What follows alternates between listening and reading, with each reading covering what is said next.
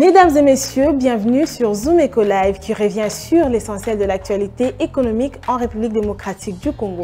C'est un plaisir pour nous de vous retrouver une fois de plus. Et donc pour commencer, l'édition du jour fera un focus sur les prévisions du taux de croissance de l'année en cours. Par après, nous parlerons du budget 2022 dans la rubrique chronique. Zoom Eco Live est là pour vous informer. Mais avant, pour commencer, prenons les nouvelles en bref.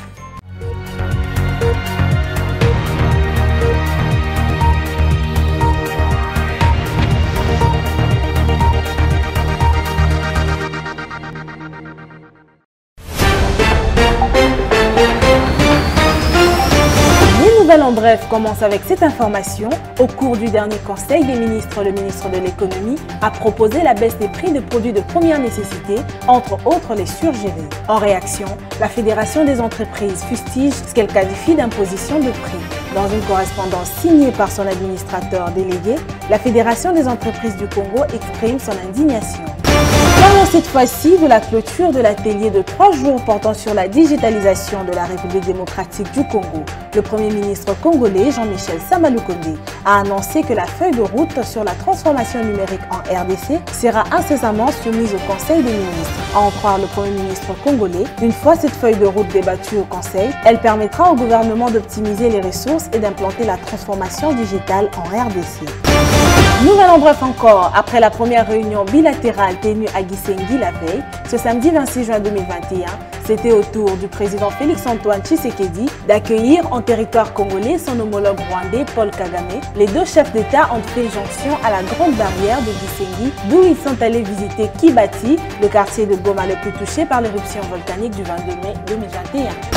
Terminons ces nouvelles en bref avec cette information. Le ministre d'État en charge des infrastructures, travaux publics et reconstruction, Alexis Bissaro, a procédé le samedi 26 juin 2021 au lancement des travaux de réhabilitation de la route Kimunza dans la commune de Kalamou à Kinshasa. C'était en présence du gouverneur Jean-Timi Ngobila, selon le ministre de l'ITPR. Les projets Tchilé-Gelou et ABC offrent à la ville de Kinshasa 66 km de routes à réhabiliter et à construire. Voilà de retour sur ce plateau. Merci encore de rester fidèle à Zoom Eco Live. À présent, nous allons parler chiffres avec Unamaka qui sera avec nous juste après ceci.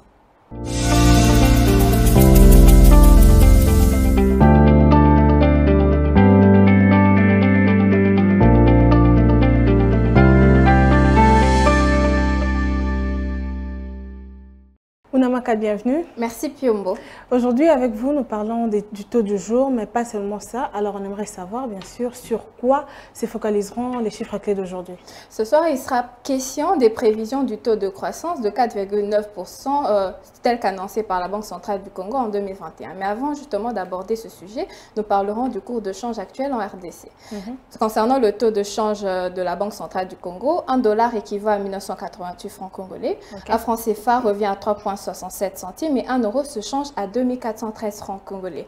Sur le marché parallèle, nous sommes basés particulièrement dans la commune de Barumbu. Et dans cet endroit, $1 vaut 2000 francs congolais et un franc CFA se change à 3,70 centimes et 1 euro vaut 2425 francs congolais. Alors, que dire du taux de croissance dans l'année en cours, donc l'année 2021? Alors, venant de 1,7% l'année précédente, le taux de croissance en 2021 pourra atteindre 4,9% selon les prévisions faites par les experts de la Banque centrale du Congo. Et cette situation serait attestée par les résultats de l'enquête du baromètre de conjoncture économique du mois de mai 2021. Ok, et que dit le gouverneur de la Banque centrale par rapport à cette situation? Alors, le gouverneur de la Banque centrale du Congo a indiqué que l'opinion des chefs d'entreprise révèle le maintien de la confiance quant à l'évolution de la conjoncture économique à court terme. Ok, et pour finir, dites-nous à combien s'est établi le solde brut? En effet, le solde brut s'est établi à plus de 16,2%, venant de plus de 16,0% le mois précédent. Rappelons qu'avec une superficie équivalente à celle de l'Europe de l'Est, la RDC dispose des ressources exceptionnelles. Outre les minéraux, elle dispose également d'un grand potentiel hydroélectrique, de vastes terres arables, d'une formidable biodiversité et abrite la deuxième plus grande forêt tropicale au monde. Cependant, la pauvreté reste répandue dans le pays. Aussi, la situation du pays s'est encore aggravé suite à la pandémie à Covid-19. Merci beaucoup à vous, Namaka. Nous espérons vous revoir prochainement. Merci beaucoup, Piombo.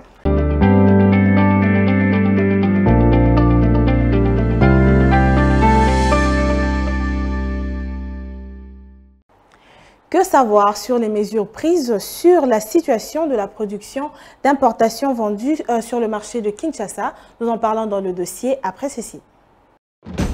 Nous vous amenons au cœur de l'actualité économique en RDC. Que dire alors de l'évolution du taux de change en République démocratique du Congo?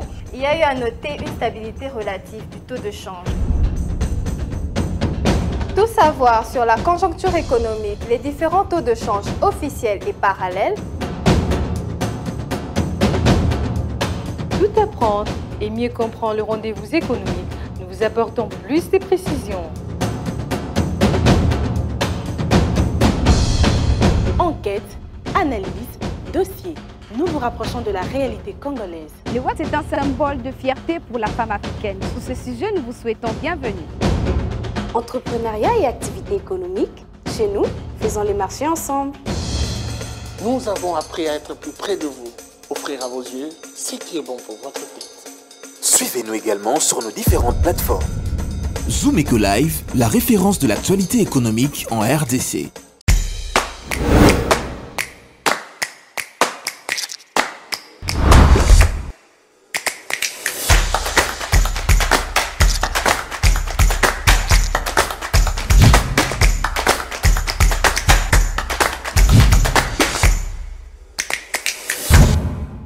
Le dossier du jour, c'est avec vous, Aris. Bienvenue. Merci Judith. Aujourd'hui donc, la thématique que vous nous ramenez tourne autour des mesures qui ont été prises sur la situation des produits d'importation qui se vendent ici sur le marché quinois. Et donc la première question est de savoir quels sont les éléments ou les raisons qui ont poussé le ministre de l'économie, Jean-Marie Kalumba, à faire un point sur le secteur des produits surgelés d'importation vendus ici à Kinshasa. Et donc, c'était lors de la 9e réunion du Conseil des ministres que le ministre de l'économie nationale en a profité pour notamment essayer de trouver des solutions par rapport à ce problème des prix des surgelés qui sont en hausse depuis de nombreuses années, que ce soit à Kinshasa ou encore dans les provinces. Alors, c'est pour cette question que le ministre s'est penché, donc selon ses dires, être à la recherche du vrai prix de ces produits. Donc, c'est pour cela qu'il a émis, en tout cas, il y a tout un bon nombre d'études, d'analyses qui ont été faites à ce sujet pour également nettoyer la structure des prix qui surchargent ou encore qui amenuisent donc ce secteur. Et bien sûr, c'était en collaboration avec tous les opérateurs économiques de ce secteur qui ont, ensemble avec le ministre, émis ce vœu donc de pouvoir nettoyer en vue de trouver les vrais prix ou encore les véritables raisons qui poussent ces importateurs à hausser les prix de leurs produits surgelés ici à Kinshasa. Alors, quelles sont ces mesures comprises le ministre de l'économie après concertation avec les opérateurs du secteur des produits surgelés ici à Kinshasa? Alors, c'est vrai que le ministre a pu élaguer ou encore répertorier un bon nombre des mesures ou encore des situations irrégulières, donc non incorporables à ces produits surgelés, chose qui a poussé, en tout cas après calcul fait avec les opérateurs, ensemble avec le ministère de l'économie nationale, ils ont pu dégager ou encore revoir à la baisse le prix d'un bon nombre de ces produits surgelés, comme on peut citer notamment le prix de cuisse de poulet qui sera désormais vendu à moins de 10 $, contre 21 $ qui étaient pratiqués tout récemment, donc les prix qu'on a connus tout récemment de ces produits. La cuisse? Voilà, le prix du carton, donc contre le 21 $ du prix initial. Donc, le prix va être réduit à moins de 10 $ par rapport à son coût initial. Alors, il y a aussi le poulet entier, donc qui tournera désormais autour de 10 $ par carton contre 28 $ du prix pratiqué habituellement. Chose qui fait que le prix du kilo donc d'un poulet qui revenait à 5 600 sera désormais à moins d'1 $ si on en croit ces calculs. Alors il y a aussi le prix des côtes ou des côtes du porc qui seront vendus désormais à 15 $ par carton de 10 kg contre 22,7 $ du prix initialement du prix qu'on connaît habituellement. Alors il y a le prix du chinchard de 16+, qui sera désormais vendu à 17 $ par carton de 30 kg contre 42,9 $, donc pratiquement 43 $, soit 2800 francs le kilo par rapport au prix précédent. Donc ce sont ces mesures, ces nouvelles réformes ou des nouveaux prix qui ont été décidés comme ça lors de cette réunion présidée par le Premier ministre Alors, par rapport à ça, quelles sont les mesures qui ont été arrêtées par le gouvernement, mises en place dans ce secteur, justement, pour appuyer ou voilà, accompagner les réformes prises par le ministre de l'économie? Bien sûr, ces mesures ne vont pas s'appliquer sans d'autres mesures qui doivent être prises pour accompagner, et notamment la bonne application ou l'applicabilité de ces mesures de nouveaux prix prises par le ministre de l'économie nationale, au nombre desquelles on peut citer. En premier lieu, il y aura cette application de ces mesures prises donc, entre le ministère de l'économie nationale et les opérateurs économiques dans ce secteur. Alors en deuxième lieu, on parle aussi d'une mission urgente qui sera dépêchée dans les prochains jours en Belgique auprès de la société Pluvera en vue de connaître ou de vérifier la valeur FOB. Je crois que les opérateurs de ce secteur connaissent l'abréviation la signification de cette abréviation, donc des volailles exportées de la Belgique en destination de la RDC.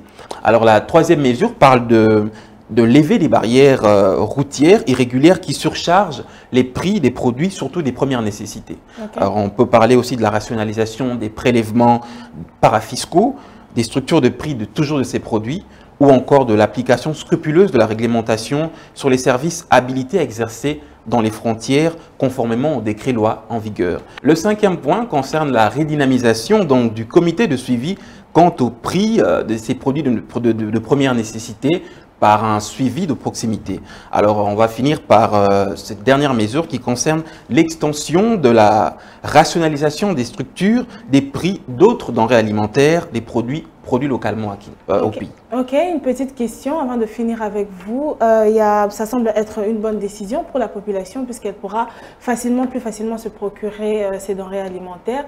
Mais à notre grande surprise, la FEC, la Fédération des entreprises au Congo, s'oppose à cette décision qu'a prise le gouvernement. Quelles sont les raisons qui ont poussé la FEC à être contre cette décision?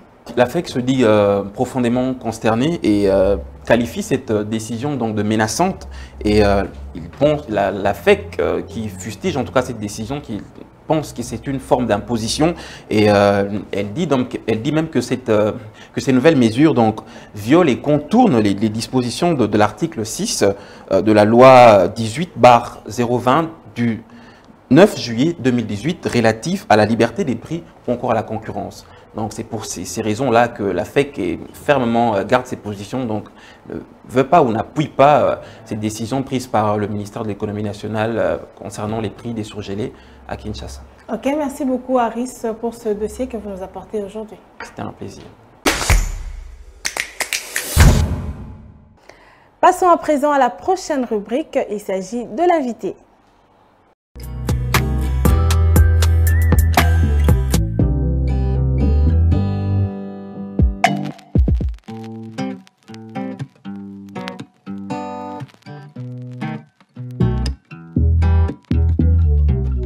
Nous recevons pour vous un invité, il s'appelle Monsieur Guy Chungu et il va nous parler une fois de plus du dossier Kani. Monsieur Guy, bienvenue. Merci beaucoup. Et donc vous nous revenez avec plus de détails à ce sujet.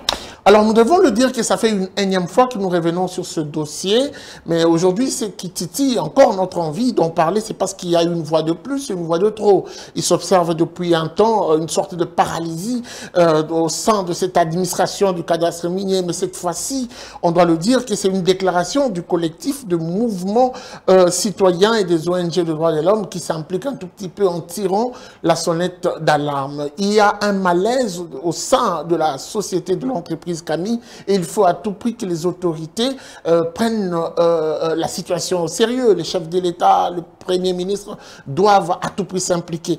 Nous avons voulu d'abord rappeler que le cadastre minier est un service technique qui est très important, qui fonctionne sous la tutelle du ministère des Mines.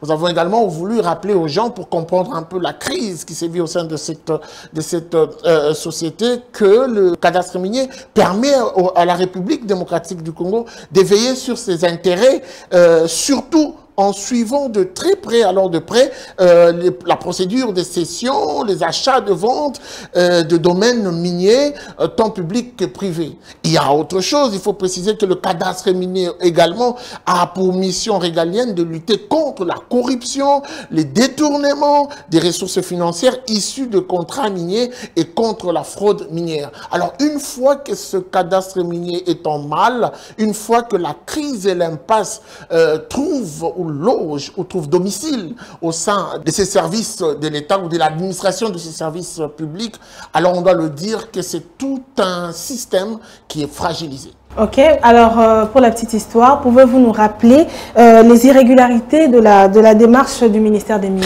Alors, on doit d'abord le dire qu'il y a eu une sorte d'impasse entre l'actuel ministre des Mines et le conseil d'administration de la CAMI, de cette entreprise, CAMI. On doit aussi le dire qu'à un moment, il y a eu cet arrêté, plutôt cette ordonnance qui a refait surface, mais entouré de plusieurs irrégularités. Aujourd'hui, Madame le ministre des Mines a voulu, comme ça, instruire à son directeur, au directeur général des CAMI, de céder le fauteuil à un nouveau directeur général en organisant une sorte de remise et reprise. C'est qui constitue déjà un problème. Il y a eu également un autre point, puisqu'on doit le dire que Madame la ministre des Mines s'appuie sur cette ordonnance sans pour autant référer la situation d'hier. Alors, on va ouvrir un tout petit peu le tiroir pour consulter l'histoire. Nous devons d'abord rappeler, première irrégularité qui a plutôt une inexistence de la copie certifiée conforme dans les archives du ministère des Mines. Il n'y en a jamais eu. Lorsqu'il y a une ordonnance qui est signée par le président de la République, aussitôt, il y a une copie conforme ou une copie certifiée conforme qui est remise au ministère des tutelles pour faire le suivi. Et pour le cas de cette ordonnance qui est brandie par Madame le ministre des Mines, il n'y en a jamais eu une copie certifiée conforme remise à tous ses prédécesseurs de l'actuel ministre des Mines, que ce soit Martin Kaboué-Loulou, que ce soit le ministre Guy Kitobo qui venait de céder récemment son fauteuil. Deuxième irrégularité, on parle de cette volonté, cette urgence de Madame le ministre de vouloir à tout prix assurer la remise et reprise entre le directeur sortant et le directeur entrant. Et pourtant que l'ordonnance parle de tout un comité, tout un conseil d'administration. Pourquoi ne pas faire mention de tous les bénéficiaires de cette ordonnance? Pourquoi seulement sélectionner à la tête, prendre que le directeur général et l'autre qui doit sortir pour organiser cette remise et reprise? C'est une démarche biaisée. On aurait peut-être vu Madame le ministre revenir sur la légalité des choses. On a une ordonnance qui nomme plusieurs bénéficiaires et il fallait y aller avec une sorte d'ordre hiérarchique. On aurait dû commencer par le président du conseil d'administration, puisque sur le plan de l'hiérarchie, c'est lui qui est plus préséant. Donc, Madame le ministre devait commencer par organiser les choses à ce niveau-là, conseil d'administration, et puis le comité de gestion en touchant au directeur et le reste.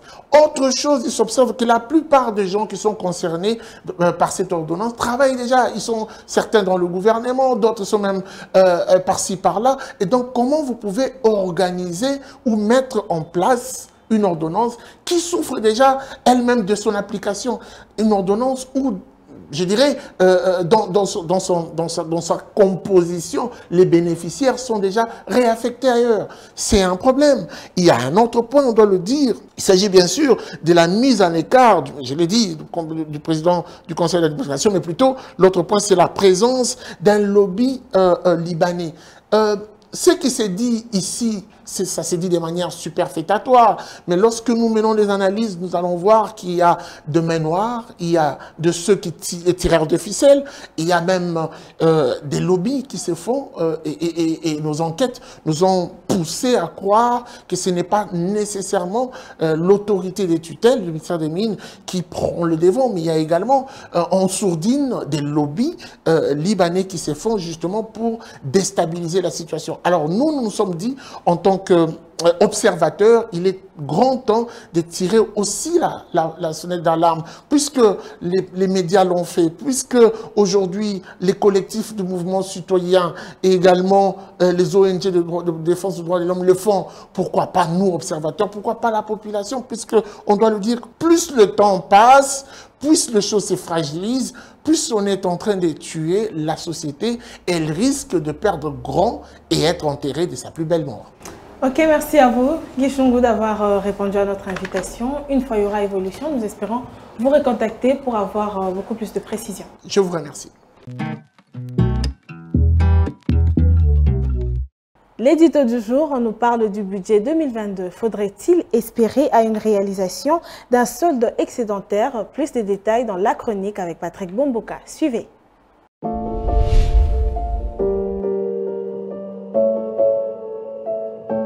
Bonjour.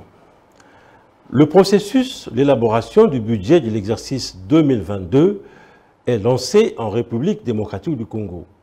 D'après le cadre budgétaire à moyen terme qui est au centre des travaux d'orientation budgétaire, plusieurs enseignements sont donc à relever. Selon ce document, les dépenses du pouvoir central sont estimées à hauteur de 17 321 milliards de francs congolais, soit une somme équivalente à 8,7 milliards de dollars américains pour l'exercice 2022. Cependant, les recettes du pouvoir central sont estimées pour le même exercice à 14 498 milliards de francs congolais, soit environ 7 milliards de dollars américains. Il se dégage donc un solde négatif de l'ordre de 2 milliards de dollars par rapport au budget général. Les projections, tant au niveau des provinces que des entités territoriales décentralisées et TD, n'offrent pas également de possibilités de solde excédentaire. Sous le montant de 6 300 milliards de francs congolais des recettes estimées au niveau des provinces, la totalité de cette somme serait orientée pour les dépenses. Situation semblable pour les ETD, où l'on prévoit près de 112,5 milliards de francs congolais, soit 54 millions de dollars américains, eh bien, cette enveloppe devrait également être totalement consommée. Il s'ensuit donc l'obligation pour le gouvernement congolais de rechercher d'autres voies de sortie. En effet, le gouvernement congolais n'aurait pas d'autre choix que de recourir à l'endettement ou encore à se mettre à la recherche de financements internes avec notamment le bon du Trésor, ou encore des financements externes avec des emprunts projets et des emprunts programmes. Suivant les projections du comité permanent du cadrage macroéconomique, en termes de recettes, l'orientation de la politique budgétaire devrait viser le relèvement des ressources propres, notamment à travers la lutte contre la fraude fiscale et douanière, ainsi que la mise en œuvre de réformes fiscales. L'on s'attend donc à une croissance économique de l'ordre de 5,6% en 2022, 6,6% en 2023 et à 6,8% en 2024. Et tout cela dans un contexte où la croissance mondiale devrait s'établir à 3,4% en 2022. Entre 2023 et 2024, elle devrait être la plus modérée possible pour s'établir à 3,3%. En clair, le souhait du ministre du Budget de disposer d'un budget ambitieux et réaliste appelle donc à une véritable inventivité de la part de l'autorité budgétaire. Merci de nous avoir suivis.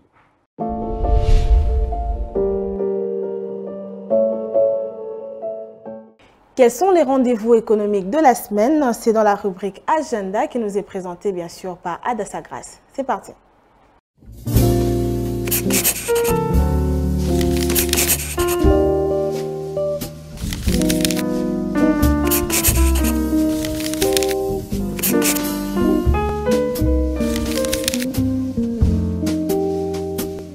Bienvenue à l'agenda. Voici le rendez-vous du jour. Le Forum africain de port tiendra un webinaire ce mercredi 30 juin 2021 avec comme thème Port, Interland, Corridor et les voies de l'intégration. Un autre rendez-vous à ne pas manquer, il s'agit du cercle de réflexion qui organise un forum sur Le Gène en parle. Ça se tiendra à Kinshasa ce mercredi 30 juin 2021 à partir des 10h sur l'avenue Ndembo numéro 32, commune de Selimbao. Et aura pour thème Vie sociale actuelle à Kinshasa. Rappelons à tous les Kinois que l'AIS organise une formation sur les types de clients rencontrés lors d'une vente. Elle commencera ce mardi 29 et prendra fin le mercredi 30 juin 2021 de 18h à 19h. Pour cette session, la formation sera virtuelle. Merci de nous avoir suivis. Au revoir. Il est temps de faire le marché avec Naomi Kandé qui nous ramène aujourd'hui les prix des téléviseurs par dimension. Zoomwenze, faisons le marché ensemble. Vous souhaitez équiper votre maison ou renouveler votre téléviseur? Pas de panique. Aujourd'hui, Zoomwenze vous apporte le prix des téléviseurs des différentes tailles selon votre budget. Sans plus tarder, allons découvrir ensemble. Commençons notre marché du jour avec le prix d'un téléviseur de 17 pouces qui se vend à 90 $. Celui de 32 pouces à 165 $. Pour ceux qui veulent se procurer un ensemble de téléviseurs de 32 pouces et une chaîne musicale, cela revient à 325 $. Un téléviseur de 40 pouces se vend à 250 $. Celui de 43 pouces à 350 $. Pour ceux qui préfèrent de 55 pouces, cela revient à 600 $. Avec une chaîne musicale à 975 $. Un téléviseur de 62 pouces coûte 700 $. Celui de 65 pouces à 1100 $. La grande dimension de 70 pouces se vend à 2000 $. Pour ceux qui veulent de 75 pouces, cela revient à 2350 $. Clôturons notre marché avec un téléviseur de 86 pouces qui se vend à 3050 $. Ce fut un plaisir d'être avec nous dans Zoomwenze. Prenons rendez-vous au prochain numéro. Avant de nous dire au revoir, allons à la rencontre d'une autre activité commerciale retrouvée ici à Kinshasa. Il s'agit bien sûr de la vente à l'étalage des articles pour hommes. Quelles sont les difficultés rencontrées? Quelle est l'organisation du vendeur pour pouvoir nouer les deux bouts de moi? Nous en saurons plus dans article 15. C'est parti.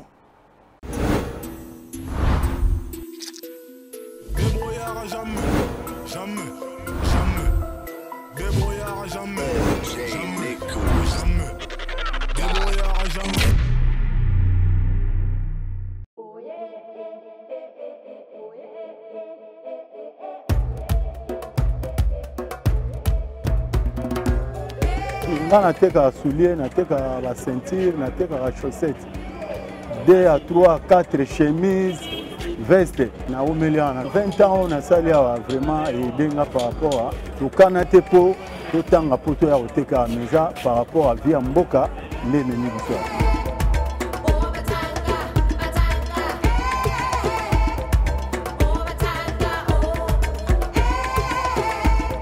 Souvenir à malamu ezaka po yango nde na baleli mwasi officiel yango nde na boteli bana yango mpe na bimisi mwana mona université ntango mosala eza malamu na mikolo oyo makambo nyonso nasala wana tosala yango esiki ndenge mboka ekendeli par rapport à vente ndenge ezalaki liboso na mikolo oyo toza meme na badifficulté mikolo oyo ya kotangisa bana po circulation monétaire ezalaka lisu te moi pe otangisa su bana na baniveau tobanda otangisa wana eza mwana moko mwana wana asala médecine aza na ndako aza kofanda puisque vente eza su ndenge ezalaki te.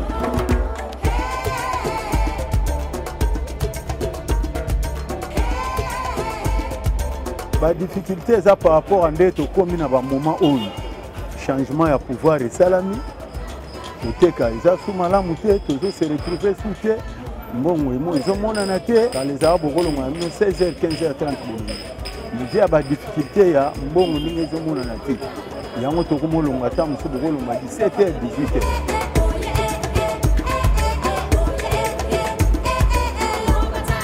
ntango vente eza bien okoépargne kaka mwa soki mokolo wana nzambe asili okotya ata mwa 5 $ na carte okotya ata mwa 10 $ na carte yango esungo so mwa baproblème eza naza na moyen ni ya kotya meme 5 $ wana meme 10 $. Ta mosu même transport tokomokela oyeba otandi biloko basulie yango ezali biloko eza bachaussette eza meme ta so baza te mutaza mbongo aza.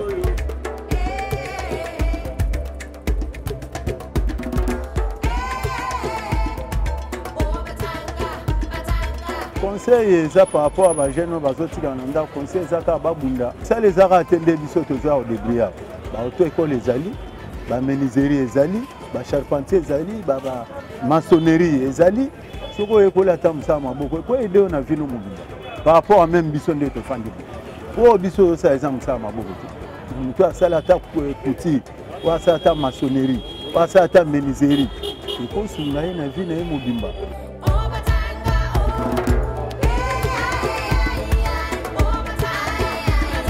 Le message on a relancé dans le gouvernement ça va par rapport à meka côté la vie na biso sociale biso to sombe loko mi balé misat na groupe to te kana détail mais sénégalais malien roté que loko moko na détail ça marati utamboli pe moi bamboka ba Brazzaville moi bamboka mtu to tamboli détail ezalaka pona bana mboka baspatrier o bayawa bakoteka groupe mais tokoma koteka na biso na baspatrier eloko moko ezalaka te ba permettre biso gouvernement ça msa ningi ezali bazwa gros bapesa ngo baspatrier batika bana mboka basa détail et puis baluka moyen bafandisa vie sociale muke pe emonanaka na population vraiment toza ba difficulté.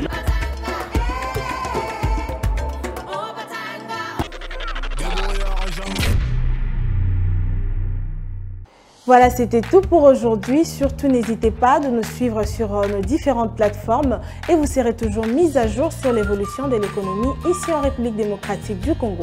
La suite, c'est sans doute au prochain numéro. Au revoir et à très vite.